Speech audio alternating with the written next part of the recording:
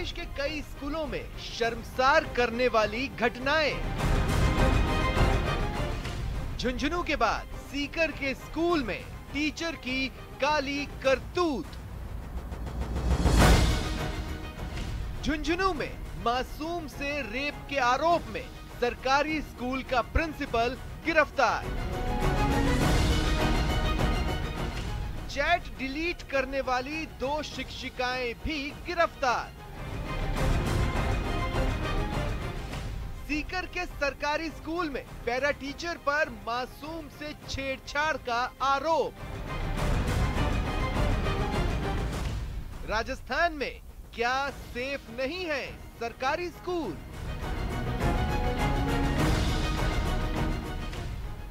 स्कूलों में शैतान, पेरेंट्स परेशान।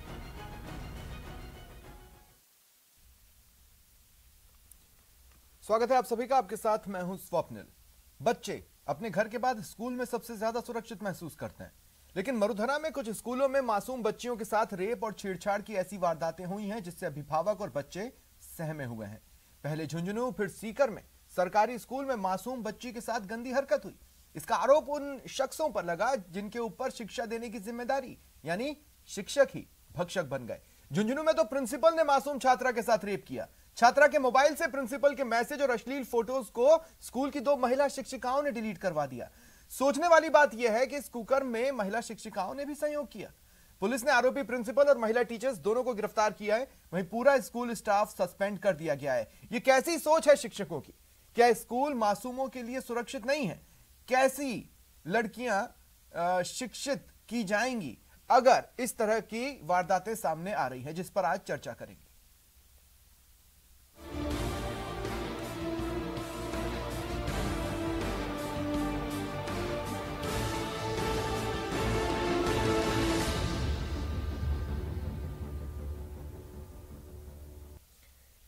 देखिए, समाज के कई हिस्सों में टीचर्स को सेकंड गार्डियन माना जाता है। पहले गार्डियन पेरेंट्स, फिर टीचर्स। पूरे भरोसे के साथ अभिभावक अपने बच्चों को, अपनी बेटियों को स्कूल भेजते हैं कि वो वहां पर सुरक्षित रहेंगी और शिक्षित हो सकेंगी। लेकिन जिस तरह से हाल के दिनों में अलग अलग स्कूलों में वारदातें सामने आई हैं, उसने पेरेंट्स को भी डराया है और बच्चों को भी डराया है। आज इसी पर बात करेंगे। मेरे साथ जो गेस्ट पैनल जुड़ रहा है आपको इंट्रोड्यूस करवा देता हूं। राजेंद्र मेघवाल जी कांग्रेस नेता हैं, निमिषा गौड़ जी बीजेपी नेता हैं, राधेश्याम मेहता जी निजी स्कूल संचालक हैं, डॉक्टर हरीश शर्मा मनोवैज्ञानिक हैं और जगदीश चोटिया पूर्व शिक्षा उपनिदेशक हैं। आप सभी का स्वागत है न्यूज 18 राजस्थान पर। डॉक्टर हरीश शर्मा, मैं आपके पास 2 बार आऊंगा, एक बार अभी और एक बार लास्ट में कुछ मुद्दों पर बातचीत करने के लिए। शुरुआत में मैं चाहता हूं कि आप हमारे दर्शकों को यह बताएं कि जिन बच्चियों पर यह जुल्म होता है स्कूलों के भीतर, किस तरह से लाइफ टाइम इंप्लीकेशंस वो झेलती है।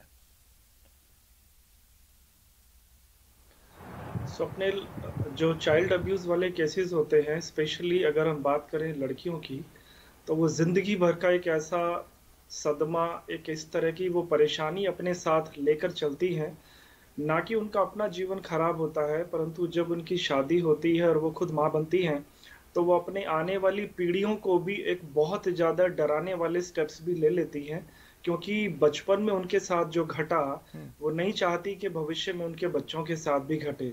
तो एक खुद वो परेशान नहीं, आने वाली उनकी नेक्स्ट जनरेशन भी परेशान रहती है। तो ये मैंने जितने भी बहुत सारे ऐसे केसेस देखे हैं जहां पर गर्ल्स, जो चाइल्ड अब्यूज वाले केसेस हैं, बहुत बड़ा सदमा लगता है। और क्योंकि फीमेल जो बायोलॉजी है उसकी, वो सॉफ्ट लव को रिप्रेजेंट करती है, तो उसके साथ बहुत ही रिस्पेक्टफुली और बहुत प्यार से जब उसका पालन पोषण होता है, तभी वो आगे जाकर आने वाली संतानों की सही परवरिश कर सकती है। जी तो क्या ऐसी बच्चियों की मेंटल ग्रोथ प्रभावित होती है? जी सर,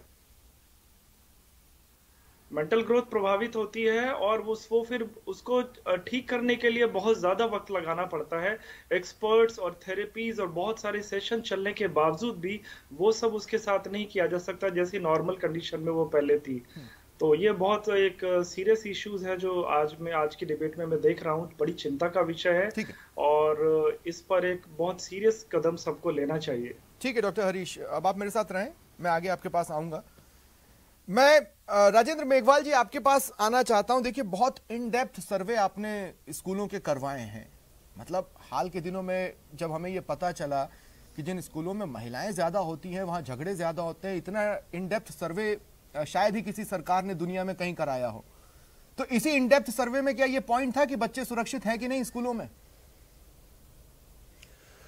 स्वप्निल जी, देखिए, लैंगिक उत्पीड़न में बच्चों को संरक्षण देने के लिए 2012 में जो पॉक्सो एक्ट बना, उसके बाद से लगातार इस तरीके के जो मामले हो रहे हैं उनमें बहुत ही त्वरित गति से मतलब फैसले भी हो रहे हैं। आपने देखा होगा राजस्थान के अंदर भी 4 दिन के अंदर एक अपराधी को ट्रायल करके पूरा जांच करने के बाद में सजा भी मिली है। अब मैं आपको यहाँ बताना चाहता हूँ कि जहाँ तक महिला शिक्षिकाओं की बात है, तो महिला शिक्षिकाओं निश्चित रूप से ग्रामीण क्षेत्र के अंदर जो स्कूलों के अंदर बालिकाओं का जो नामांकन बढ़ा है उसमें महिला शिक्षिकाओं की बहुत बड़ी भूमिका है। महिलाओं के साथ ही बच्चियां बहुत अपने आप को सुरक्षित महसूस करती लेकिन है। अब तो ये वास्तव में बहुत दुर्भाग्यपूर्ण।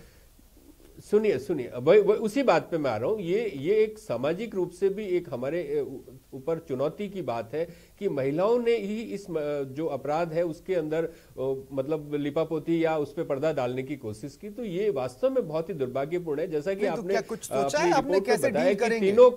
तीनों जल्दी अगर वारदातें सामने आएंगी तो फिर आपके सारे प्रयास जो आप बच्चियों को लेकर करने वाले हैं वो तो जा रहे हैं सर, वो पूरे नहीं होंगे। कुछ सोचा है आपने? स्वप्निल जी, निश्चित रूप से महिलाओं के विरुद्ध अपराध रोकने के लिए आपने देखा होगा कि राजस्थान के अंदर अनिवार्य मतलब निर्बाध अपराध पंजीकरण की जो व्यवस्था हुई है उसके बाद से जो मामले बढ़ रहे हैं। और समाज को इस वक्त हमें बहुत गहराई से सोचना पड़ेगा कि जो पीड़ित है उन पीड़िताओं के साथ में हमें बड़ी ताकत से साथ और मजबूती के साथ खड़ा होना पड़ेगा। और खासकर जहां पर महिला शिक्षिकाएं हैं या महिलाएं हैं, भाई मैं आपको लेकिन कहना चाहता हूं कि मेरी बहन, मेरी पत्नी, समस्या की जड़ वो लोग हैं जो उस तरह की वारदातों को अंजाम दे रहे हैं। इन चीजों को आप उनको समय रहते सुधार सकते हैं या नहीं? की कोशिश क्या हमारा सिस्टम ऐसा नहीं हो सकता कि वो ये पता लगाए कि किस तरह की मानसिकता वाले आखिर स्कूलों में हैं, और अगर समय के साथ उनकी मानसिकता इस तरह की विकृत हो गई है तो वो भी समय रहते पता चले? क्या सिस्टम से इस बात को डिमांड करना ज्यादा है?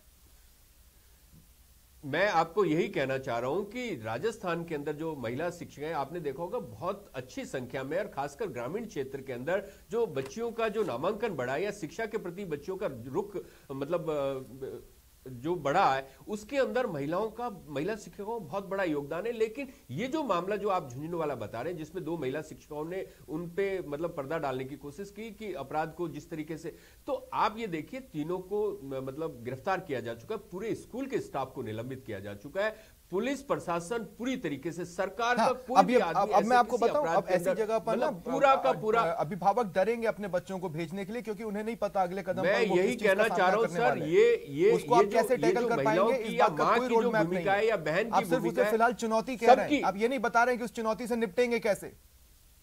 नहीं, निपटने के लिए वही बात है ना, आप देखेंगे कि इनके शिक्षकों के लगातार ये जो ओरिएंटेशन के कार्यक्रम है या उनके अंदर जो ट्रेनिंग के प्रोग्राम्स चल रहे हैं उनके अंदर वास्तव में इन चीजों का किया जाता है हर हफ्ते में, हर सर आपका ट्रेनिंग प्रोग्राम ना ऐसे लोगों को पकड़ नहीं पाया, होती है, ये फेलियर रहा उस ट्रेनिंग पकड़ रहे हैं ना सर। मैंने इसीलिए कहा कि सिस्टम में मैं ये इस चीज को डिमांड कर रहा हूं कि अगर समय के साथ किसी की मानसिकता बदली है तो उसको पकड़ा जाना जरूरी है। निमिषा गौड़ जी आपके पास आ रहा हूं। है ना, पकड़ा है, उनको निकाला है नौकरी से और वो जाएंगी, निश्चित रूप से अपराधी है उनको। नहीं, अभी जिनको पकड़ा है उनको तो आप निकालेंगे, ऐसी मानसिकता कितने लोगों की बदली, ऐसे कोई आंकड़े हैं आपके पास?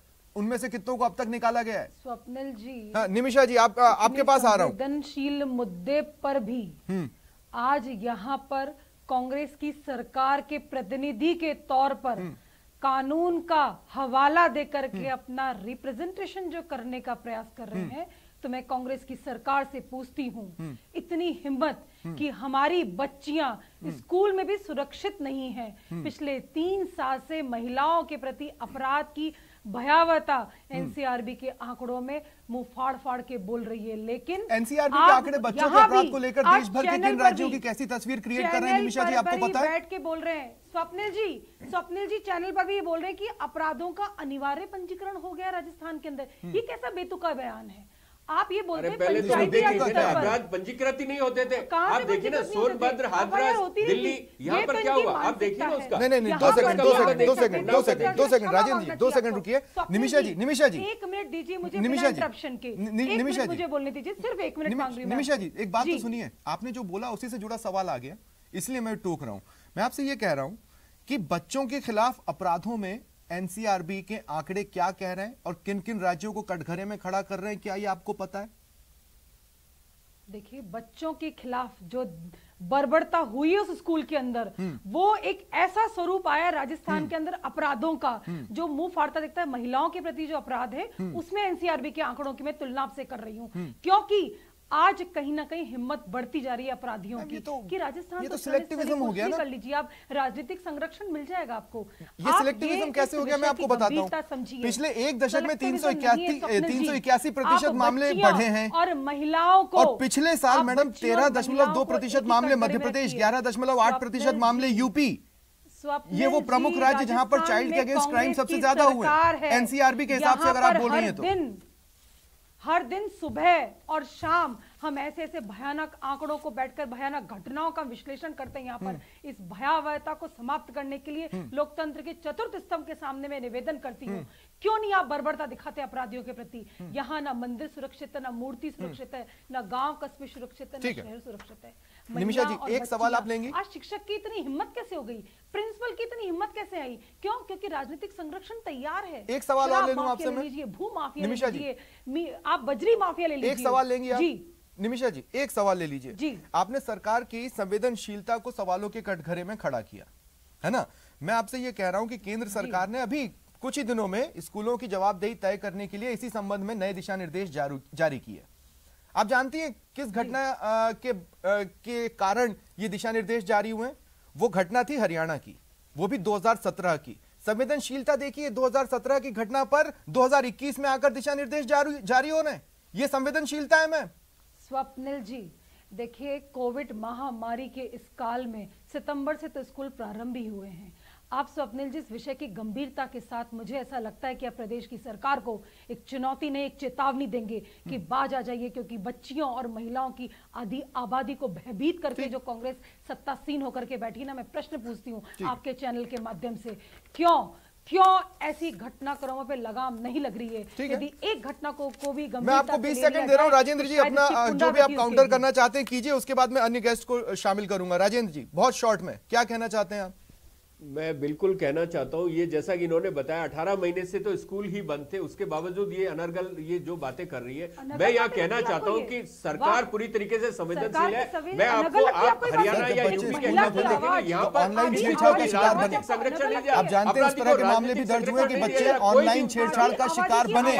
मुझे ये नहीं पता कि ये आपको कैसे जानकारी नहीं है। ठीक है, ठीक है, अब रुकिए, मैं आपको कहना चाहता हूँ यहाँ पे राजनीतिक संरक्षण, अब मैं उस पॉइंट पर आ रहा हूँ कि हम स्कूलों पर क्यों ट्रस्ट करें। एज अ पेरेंट हम स्कूलों पर क्यों ट्रस्ट करें, ये एक बड़ा गंभीर सवाल है जिसका जवाब हम लोग चाहते हैं स्कूलों की तरफ से। जगदीश चोटिया जी, मैं आपके पास आ रहा हूँ। जगदीश चोटिया, 2 मिनट रुकिए अब राजेंद्र जी प्लीज। निमिषा जी 2 मिनट रुकिए, मुझे और भी गेस्ट को लाने दीजिए। 2 ऐसे गेस्ट हैं जो अभी तक इस चर्चा में जुड़ भी नहीं पाए। जगदीश चोटिया जी, सीधा सवाल है, स्कूलों पर क्यों ट्रस्ट किया जाए?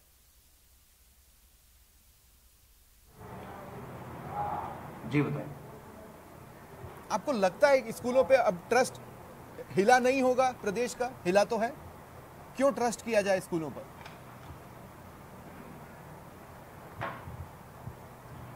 जी सर, अभी मनीषा जी जो बता रहे थे कि कांग्रेस सरकार, तो मैं इस बात को तो सिरे से खारिज करना चाहूंगा कि इसमें सरकार को हम दोषी नहीं ठहरा सकते। ये किसी भी सरकार के कार्यकाल में हो सकता है। मैं इसको कहना चाहूंगा नहीं, पर वो ही क्यों कि ये एक समाज की विद्रूप मानसिकता है ना। अब इसमें अपन शिक्षक समुदाय को भी ले सकते हैं, अन्य समाज में भी इस तरह की अनैतिक घटनाएं घट रही हैं। हम सारे शिक्षक और शिक्षकों को भी एक तराजू से नहीं तोल सकते। हमारे विभाग में बहुत से ऐसे शिक्षक हैं जो आज भी आदर्श चरित्र को लिए हुए हैं, पूजनीय हैं, लोगों के लिए अनुकरणीय हैं। लेकिन ये कुछ विकृत मानसिकता जो इस वक्त समाज में फैल रही है, उस विकृत मानसिकता की वजह से हमारे शिक्षकों में भी विकृति आई है। और मैं ये पकड़ ही नहीं पाए कि कि कोई व्यक्ति जो समय के साथ विकृत मानसिकता का होता जा रहा है, उसको धकाएगा क्यों स्कूल एडमिनिस्ट्रेशन, उसको रखेगा क्यों स्कूल एडमिनिस्ट्रेशन? पता लगाइए और उसको हटाइए। रोजमर्रा की बातचीत में, हंसी मजाक में उस पर अगर आप बातचीत करेंगे, व्हाट्सएप पे किस तरह की चैट्स हो रही है, वो बता देगा किस आदमी की मानसिकता कब बदल रही है। नहीं, इसमें सर देखो, भय बिन होय न प्रीत, ये हमारी पुरातन कहावत है। बिना भय के प्रीत हो नहीं सकती। सर, बिना पॉक्सो से टफ और क्या ला कर दे? अब क्या लाएं डर फैलाने के लिए? तो हमारी जो इसके लिए सर बता रहा हूं, इसके लिए हमें एक जो दंड व्यवस्था है, कानून व्यवस्था है, एक तरफ न्यायपालिका है, उसमें दंड व्यवस्थाओं की तत्काल व्यवस्थाएं हो, दूसरी तरफ विभाग में उनको चार्जशीट देते उनके विरुद्ध कार्रवाई करते समय निकल जाता है। और जैसे समय मुझे एक बात बताइए कि स्कूल की चार दीवारी के भीतर इस तरह की वारदात ना हो, इसे रोकने का कोई तरीका नहीं हो सकता क्या? हो सकता है ना सर, आप जानते हैं हो सकता है। नहीं, इसका सर यही होगा कि पुराने जमाने में, मैं पुरातन बात कर रहा हूं, कि जैसे नैतिक शिक्षा थी, आदर्शों का पुनर्स्थापना, मैं ये कहूंगा कि हमारे विद्यालयों में न केवल बच्चों के लिए बल्कि शिक्षकों के लिए भी इस तरह के मोटिवेशनल शिविरों का आयोजन किया जाए कि शिक्षकों में सर, मैं आपसे एक बात कहूं कि अगर आपको ये लगता है कि ये रास्ता बहुत कारगर हो सकता था, तो आज तक किसी ने किसी के हाथ पैर बांधकर घर में नहीं बिठाया है कि इस रास्ते को मत अपनाओ। वो रास्ता अपनाया गया क्या? आज तक नहीं अपनाया गया ना। राधेश्याम मेहता जी, मैं आपके पास आ रहा हूं। प्राइवेट स्कूल्स क्लासेस में सीसीटीवी लगाएंगे, वो चल रहे हैं कि नहीं किसे पता? उसको मॉनिटर करने के लिए कोई पर्सन बैठा हुआ है कि नहीं किसे पता? कैसे भरोसा करेंगे स्कूलों पर? देखिए सर, ये जो चाइल्ड अब्यूजिंग है, ये प्राइवेट स्कूल्स के लिए एक बड़ा चैलेंज है। मैं सर की बात से एग्री करता हूं कि जो भी एक व्यक्ति है जो एक मेंटल रूप से विकृत हो चुका है, इसके लिए कोई भी जैसे ऐसी एजेंसी नहीं है कि उसको फाइंड आउट किया जाए। इसके लिए एक प्रॉपर काउंसलिंग होना जरूरी है, और स्कूली जो स्टूडेंट्स है उसके लिए एक मॉनिटरिंग टीम हो, और उसके लिए एक ऑब्जर्वेशन जरूरी है सबसे। और मैं आपको कुल मिला के ये कहूँ कि आज जो समय की जो डिमांड है, वो सेक्स एजुकेशन अनिवार्य होना बहुत जरूरी है। सबसे मेन इंपॉर्टेंट ये है कि बात स्कूली लेकिन सर एक बात बताइए, उसी स्कूल में गुड टच बैड टच जो पढ़ाएंगे वही गुड टच बैड टच के फेर में पढ़ चुके हैं। सर, सीबीएसई की गाइडलाइन के अकॉर्डिंग जो भी बड़े स्कूल्स है, उसमें ये गुड टच बैड टच ये जो भी प्रोग्राम्स है, ये उसमें चलाए जा रहे हैं, और पूरी मॉनिटरिंग टीम लगी हुई रहती है। मैं ये कह रहा हूँ कि सीबीएसई या कोई भी बोर्ड आपको गाइडलाइंस देगा तभी फॉलो करेंगे। आप अपनी तरफ से किसी की सुरक्षा की जिम्मेदारी नहीं उठा सकते हैं। नहीं, बिल्कुल सर, इसके लिए पूरी तैयारी है। सभी जो स्कूल्स है, प्राइवेट स्कूल से जहाँ तक मैं उनके कांटेक्ट में हूँ, तो एक प्लानिंग चलती है। और ये एकेडमिक के साथ साथ ये एक बड़ा, सभी स्कूलों के लिए ये एक बड़ा चैलेंज है सर जी। तो इसके लिए मैं इतना ही कहना चाहता हूँ कि ये एक समाज की जिम्मेदारी है। ठीक है, निमिषा गौड़ जी, मैं एक बार फिर आपके पास आ रहा हूँ। निमिषा गौड़ जी, मुझे नहीं पता आपको याद है या नहीं याद है, जयपुर घोषणा एक डॉक्यूमेंट जारी हुआ था, आपको याद है? जी, जयपुर घोषणा जी देखिए, वो एक गाइडलाइन थी। जो बात कही, निश्चित तौर पर ये एक समाज की बहुत ही संवेदनशील सवाल सुनने और आप उस पर जवाब दें, मुझे भी अच्छा लगेगा। मैं ये कह रहा हूँ, जयपुर घोषणा एक दिशा निर्देश था जो बीजेपी सरकार ने बनाया जब प्रदेश में सत्ता में थी। जयपुर घोषणा करके उसे लॉन्च किया गया कि ये दिशा निर्देश है बच्चों की सुरक्षा के लिए स्कूलों को। अब आपने देखिए उसको मैंडेटरी कैसे बनाया। आपने उसे मैंडेटरी नहीं बनाया, आपने उसे ये कहा कि इस घोषणा पत्र की पालना सभी विद्यालय को करनी चाहिए ताकि हम प्रभावी और सुरक्षित माहौल बना सकें। करनी चाहिए, ये तो लूप होल हुआ जी। करना है और करो, नहीं तो नब जाओगे। इसी को आप टेक्निकल फॉर्म में लिख सकते थे, लेकिन नहीं। आपने क्या लिखा जयपुर घोषणा में कि करनी चाहिए। देखिए स्वप्निल जी, ये पहल भी की गई कि हमारी बच्चियां अपनी शिक्षा में, अपनी शिक्षा लेते हुए या बच्चियां हमारी सुरक्षित रहें। जगदीश जी ने कहा निश्चित तौर पर ये कटघरे में रखने इसलिए रखा जा रहा है आज सरकार को, क्योंकि यदि आज ये घटनाक्रम सामने आया और पूरी की पूरी स्कूल को आपने सस्पेंड कर दिया और टीचर्स गिरफ्तार हो गए, ये घटनाक्रम जब आज हम यहाँ डिबेट भी कर रहे हैं, तो हो सकता है राजस्थान के दूर दराज किसी क्षेत्र में इस घटनाक्रम की पुनरावृत्ति हो रही हो। भगवान ना करे ऐसा हो। आज यदि आप नहीं, ऐसा इसलिए है कि आज कल भी मैं एक डिबेट में बैठी थी, परसों भी मैं एक डिबेट में थी। आज निरंतरता आप ये देखिए भयानकता कि जो कंप्लेन लिखाने जाते हैं उनको भी धमकाया जाता है, डराया जाता है। चूरू में गैंगरेप के बाद महिला आत्महत्या कर रही है तो अलवर में जेल में हवाई फायर हो रहा है, या फिर जयपुर के वैशाली नगर थाने में अपनी एप्लीकेशन लिखकर लेके जाने वाली महिला ने वहीं आत्मदाह किया। राजेंद्र मेघवाल जी, इस आप अगर बार बार ये कहेंगे कि मामले रजिस्टर हो रहे हैं इसलिए ज्यादा दिख रहे हैं, तो आपको ऐसा नहीं लगता कि इसकी आड़ कब तक ली जा सकती है? इसकी भी तो एक टाइम लिमिट होगी, उसके बाद इस बात को लोग समझना बंद कर देंगे, क्योंकि उन्हें तो ये दिखेगा कि मामले तो हैं और बढ़ तो रहे हैं।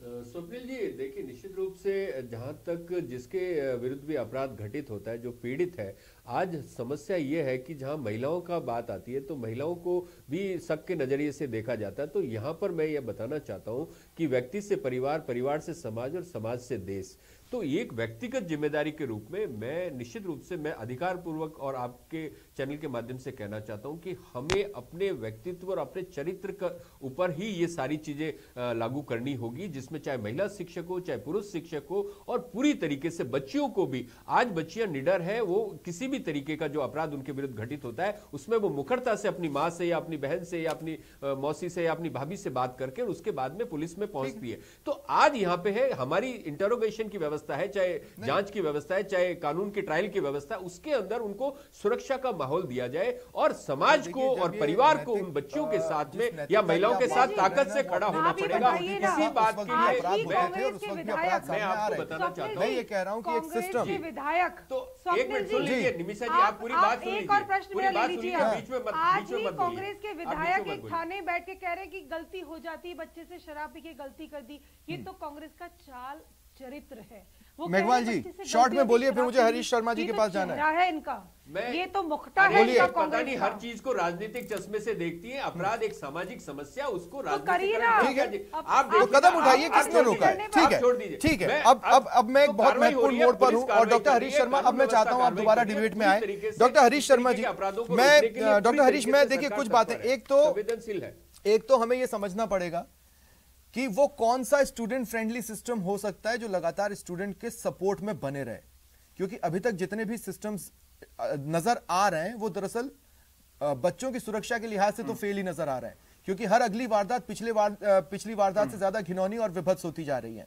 कहने का मतलब है कि एक फ्रेंडली एटमॉस्फेयर तो क्रिएट करना ही करना है, लेकिन उसके बाद सुरक्षा के लिए एक बहुत लंबी दूरी भी तय करना जरूरी है थ्रू आउट सिस्टम। अगर मानसिकता आपको पकड़नी है तो जैसा कि वेस्टर्न कंट्रीज में होता है, समय समय पर साइकोलॉजिकल कैंप्स लगते हैं और ये देखने की कोशिश होती है कि स्टूडेंट्स और टीचर्स में किस तरह के मानसिक बदलाव आए और उसके हिसाब से फर्दर प्रमोशन या उसको नहीं रखना है, कंटिन्यू नहीं करना है, इस तरह की चीजें डिजाइन होती हैं। डॉक्टर हरीश,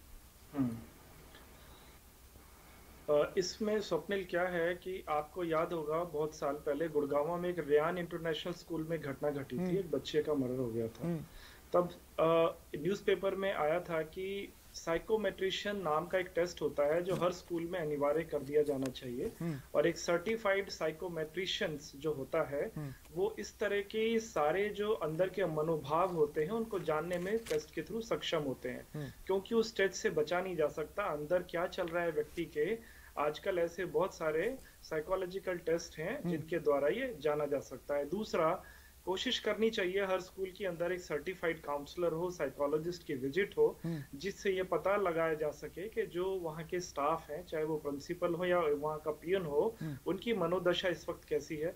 मानवीय स्वभाव है, हर व्यक्ति अलग अलग तरीकों से गुजरता है, किसी के साथ कुछ भी घट सकता है, परंतु जैसे मैं देख रहा हूँ हमारे दो राजनेता विभिन्न पार्टीज के हैं, वो माइंडसेट ये लेकर बैठे हैं कि मुझे एक दूसरे का दोषारोपण करना है, बचाना है। जगदीश जी की बात को किसी ने ध्यान से नहीं सुना, वो जो कहना चाहते थे, जो निजी स्कूल के संचालक थे उन्होंने भी कहा कि जो ये घटना घट रही है और ये सजा देना तो चलो एक बात है, परंतु ये दोबारा ना घटे। जो स्वप्निल आप भी कह रहे हैं ये दोबारा भविष्य में नहीं घटनी चाहिए, उसके लिए उपाय क्या करने चाहिए। तो उपाय पे जब आप फोकस करेंगे और ये जानेंगे कि हमारे देश में हर चीज का एक उपाय हो सकता है, प्रोवाइडेड इसमें सरकार सहायता करे और इसके अंदर जो भी पढ़े लिखे लोग हैं, जैसे शिक्षित होना एक बात है, समझदार होना बिल्कुल दूसरी बात होती है। अगर कोई माता पिता शिक्षित नहीं है तो समझदार तो हो सकते हैं ना, वो अपने पक्ष पर भी वो ये बताएं बच्चियों को कि किस तरह से अपनी सुरक्षा करनी है, और इस तरह के बच्चियों के भी प्रोग्राम होने चाहिए, आत्मरक्षा के उनको उपाय भी बताने चाहिए। वक्त बदलता जा रहा है तो सारी चीजें जब बदल रही हैं तो वो ट्रेडिशनल चीजों से उठकर भी हमें आगे आना पड़ेगा। अब हम हाइब्रिड की तरफ जा रहे हैं, ऑनलाइन के साथ साथ ऑफलाइन ये सब चलेगा। तो ऑनलाइन में अभी moral values versus model mechanics जो होते हैं कि कंप्यूटर या गूगल आपको कुछ भी बताने के लिए रोकेगा नहीं, आप उससे जो जानना चाहेंगे बता देगा, वो ये नहीं कहेगा ये मत देखो ये मत देखो। तो सीख तो सभी रहे हैं, बच्चे भी सीख रहे हैं, बड़े भी सीख रहे हैं। फिर भी मैं यही कहना चाहूंगा स्वप्निल आपको कि साइकोलॉजिकल टेस्ट, काउंसलर्स और ये जो साइकोलॉजिस्ट जो मनोवैज्ञानिक होते हैं, जो इंसान के मन को अंदर तक पढ़कर उसके बारे में बता देते हैं, उनकी पर्सनैलिटी के टेस्ट का इंतजाम सरकार को स्कूल में करना चाहिए। और टीचर को बीएड की डिग्री के साथ साथ उसके एक प्रॉपर टेस्ट से भी गुजरना चाहिए, क्योंकि शिक्षा एक ऐसा नोबल प्रोफेशन है जिसके अंदर मॉरल वैल्यू सबसे ज्यादा होती हैं। Hindi, English, math, science, physics, chemistry पढ़ाना तो एक बात होती है, परंतु बच्चे को मॉरल वैल्यूज पढ़ाना भी दूसरी बात है। शुक्रिया आप सभी का मेरे साथ जुड़ने के लिए और इस चर्चा में शामिल होने के लिए। एक बड़ा सजेशन जरूर इस डिबेट से निकला है, देखना होगा कि कौन कौन उस सजेशन को मानने के लिए तैयार हो पाता है। फिलहाल इतना ही, नमस्कार।